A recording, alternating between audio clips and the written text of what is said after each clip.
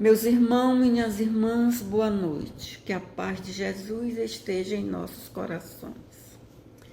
Meu nome é Terezinha Leite, eu estou ligada ao Centro Espírita Casa de Amor, que fica na capital do Amapá, que é Macapá, que fica a única capital às margens do rio Amazonas. Esse belíssimo rio. Que a paz de Jesus esteja em nossos corações. Nos foi proposta a reflexão para esse dia 10 de junho, ainda sob a pandemia do coronavírus, o tema Amai ao próximo como a ti mesmo. No final do capítulo 11, tem a seguinte questão: acha-se em perigo de morte um homem,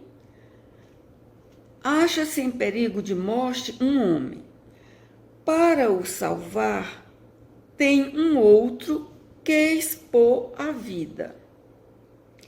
Sabe-se, porém, que aquele é um malfeitor e que, se escapar, poderá cometer novos crimes.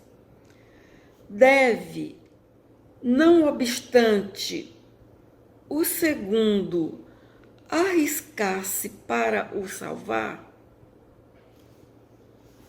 O que é que cada um de nós faríamos? No Evangelho, Jesus foi provocado pelos fariseus, porque estes souberam que os saduceus foram calados por ele. E aí eles se reuniram e foram provocá-lo e perguntam, mestre, qual é o maior mandamento da lei? Jesus respondeu: amarás o Senhor teu Deus de todo o teu coração, de toda a tua alma e de todo o teu espírito. Este é o maior e o primeiro mandamento. E aqui tendes o segundo, semelhante ao primeiro. Isto é, amar o semelhante é igual a amar a Deus, né? Amarás o teu próximo como a ti mesmo. Ainda diz mais: toda a lei, né? Deuteronômio, Juízes, Reis, todas as leis, todas as interpretações e todos os profetas, tudo que todos os profetas disseram, Isaías, Jeremias, Malaquias, tudo lá do Velho Testamento, está tudo resumido aqui nisso. Amarás ao teu próximo como a ti mesmo. Toda a lei e os profetas se acham contidos nesses dois mandamentos. Né? Aí diz em outra passagem, em Mateus 7,12, fazei aos homens tudo o que queirais que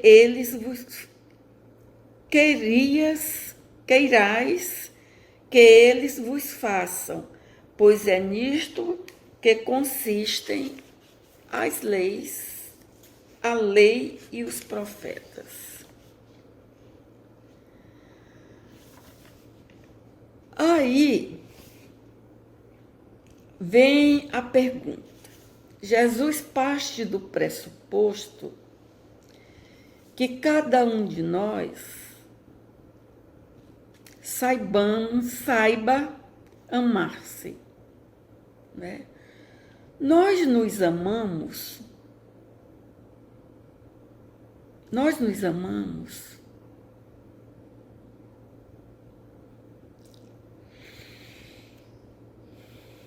Eis uma pergunta bem interessante. Como são os nossos pensamentos? Eu vibro uma vibração em sintonia com o bem. Eu penso no bem. Eu desejo o bem aos outros. Eu falo o bem. Eu tenho cuidado com o que eu penso, com o que eu falo. Eu me observo. Em toda oportunidade de fazer o bem a alguém, eu faço esse bem.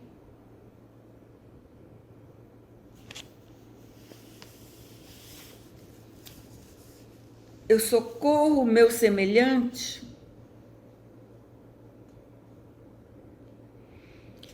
Então, é preciso a gente entender que nós somos centelhas divinas.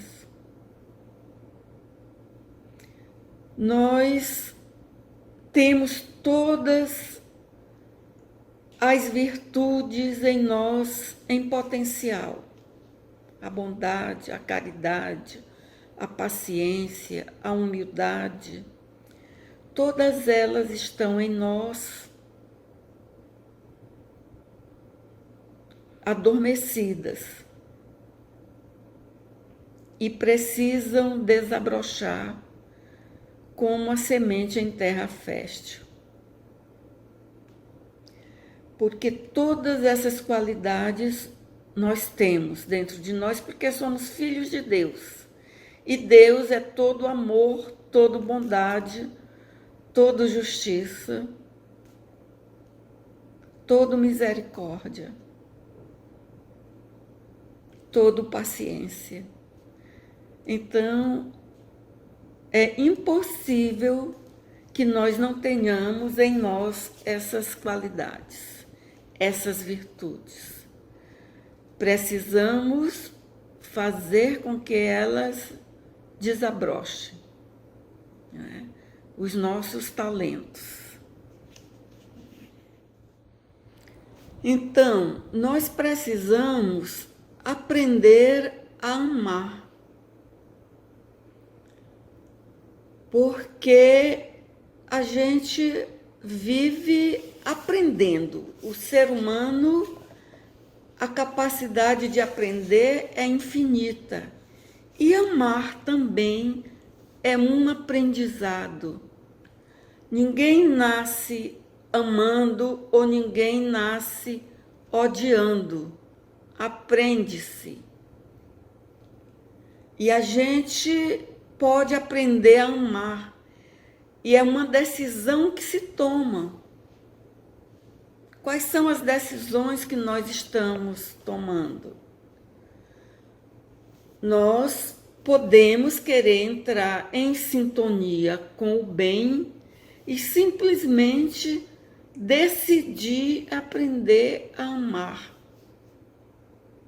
E a amar-se e amar aos outros. Porque se você se corta, você não vai se vingar de você mesma e cortar-se de novo o outro lado, porque cortou um braço. Você não vai cortar o outro braço. O que é que você faz? Você vai cuidar daquele machucado, não é? E vai se proteger.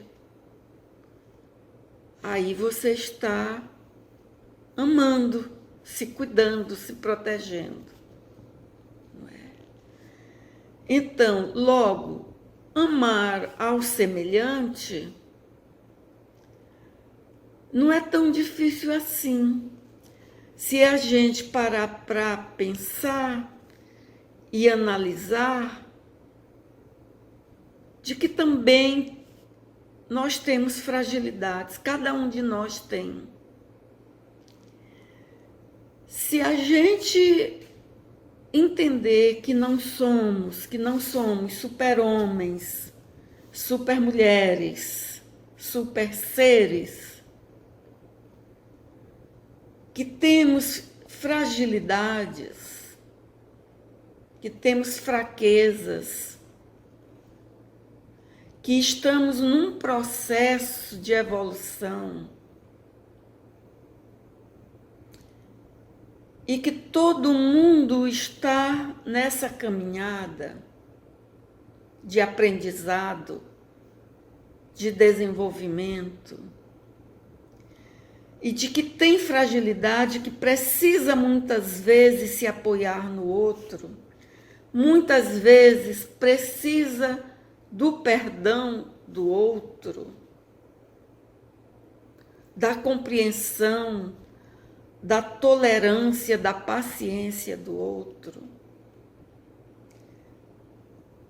É mais fácil você compreender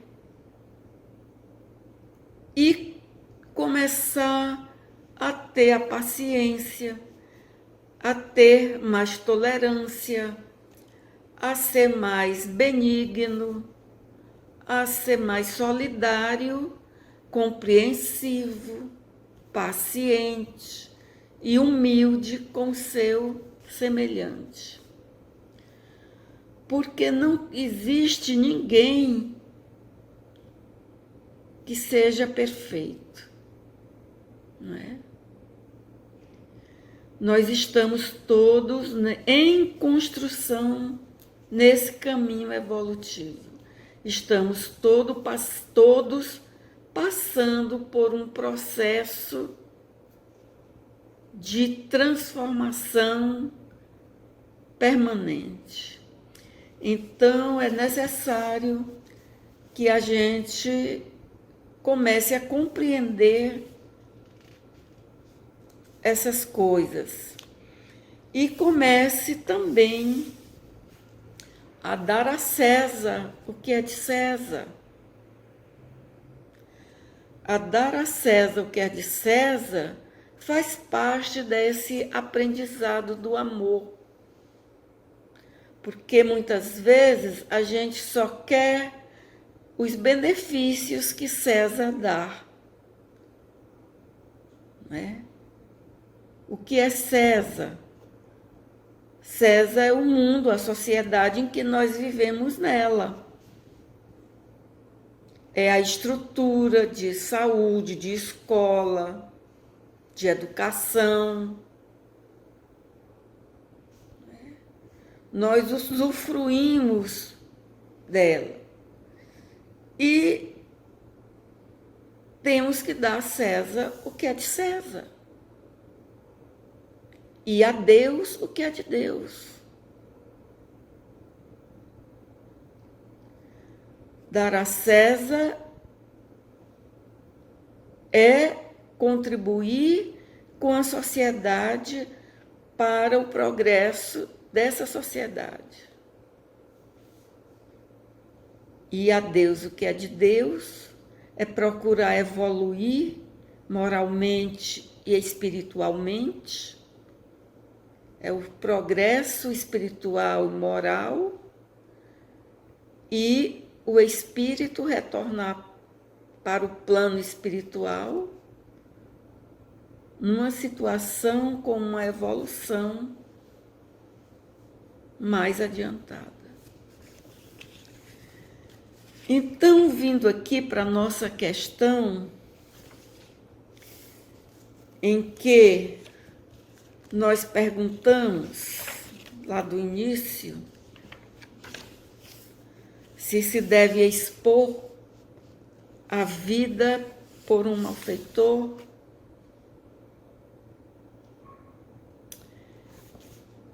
Quem é espírita sabe que o raciocínio da reencarnação é um raciocínio normal, que é base da doutrina espírita. A reencarnação é a base da doutrina espírita. As bases da doutrina espírita, as principais são a existência de Deus, a reencarnação. Então, a reencarnação é um raciocínio normal. Então, quando se socorre, se ampara e salva um malfeitor, provavelmente ele não estaria sendo salvo só a vida dele nessa existência. Provavelmente estaríamos tirando esse malfeitor de uma situação no plano espiritual extremamente dolorosa, extremamente angustiante, de dor, de sofrimento, de tempo por tempo indeterminado. Uma situação cruel, que o espírita não deseja isso para ele, então, logicamente, não vai desejar para o seu semelhante, mesmo sendo ele um malfeitor. Porque o malfeitor, ele é um malfeitor hoje, mas sendo salvo de um risco desse de vida, ele pode mudar a maneira de pensar, pode mudar a maneira de agir. Como, por exemplo, esta situação de pandemia está dando a cada um de nós a oportunidade de refletir nossos atos, nosso comportamento em meio à sociedade, nossas ações e nossas vidas por inteiro, e mudarmos os nossos comportamentos e sermos outras pessoas melhoradas depois dessa situação de calamidade, que provavelmente é o que Deus queira, é um chamado que Deus está fazendo para nos trazer de volta para o justo limite de nossas caminhadas, para nos trazer de novo para o caminho certo, não é? Então, tirando esse malfeitor dessa situação de morte, ele pode refazer e se reestruturar mentalmente e espiritualmente. Esse é um raciocínio normal e é o que Jesus prega, né? Fazer aos outros o que gostarias que fizessem por você se você estivesse naquela situação.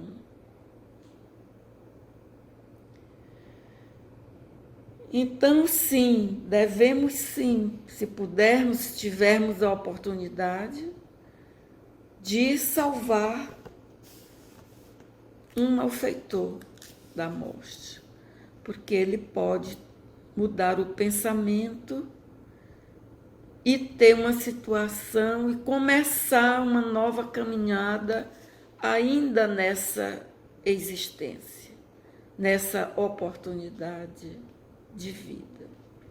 Então, que a paz de Jesus esteja em nossos corações, que Deus nos ilumine, nos guarde e ilumine os nossos cientistas para que logo chegue uma vacina e nos salvem, não é?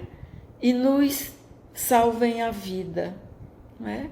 Nós, na verdade, estamos todos nessa situação do malfeitor que está à morte. Qualquer um de nós pode morrer a qualquer hora nessa pandemia. E todos nós, compreendendo que estamos vindo de jornadas anteriores, de existências e existências, de muitas vidas mal vividas ante o Evangelho, e que possamos ter todos uma nova oportunidade. Que a paz de Jesus fique com todos.